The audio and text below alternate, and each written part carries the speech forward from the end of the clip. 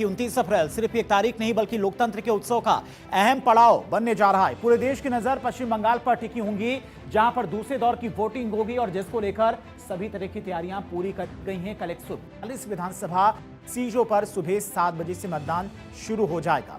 अब ये वो चरण है जो सिर्फ सीटों का फैसला नहीं करेगा बल्कि ये तय करेगा कि बंगाल की राजनीति किस ओर करवट ले रही है। एक तरफ सत्ताधारी खेमे की पकड़ और भरोसा, दूसरी तरफ चुनौती पेश करती विपक्ष, खासकर बीजेपी की रणनीति।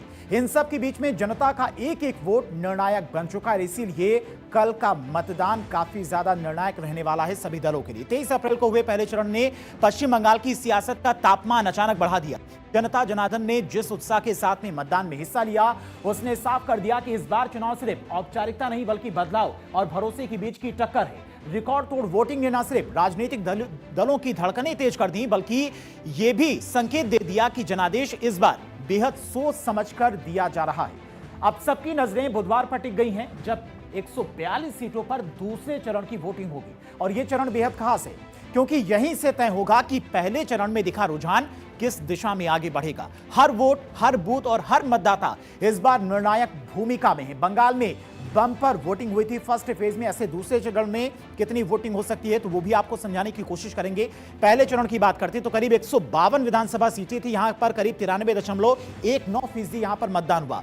अब दूसरा चरण जहां पर 142 विधानसभा सीटें हैं, यह चरण काफी ज्यादा अहम है सभी दलों के लिए। अब देखना यहां पर यह होगा क्या इस चरण में भी यहां पर रिकॉर्ड तोड़ वोटिंग होती है या फिर नहीं होती है। दक्षिण बंगाल की बात करें तो यहां पर कुल सीटों की अगर देखी जाए तो 107 कुल सीटें हैं। इसके अलावा टीएमसी की बात करें तो जो पिछली बार का चुनाव था वहां पर 89 सीटें टीएमसी ने जीती थी।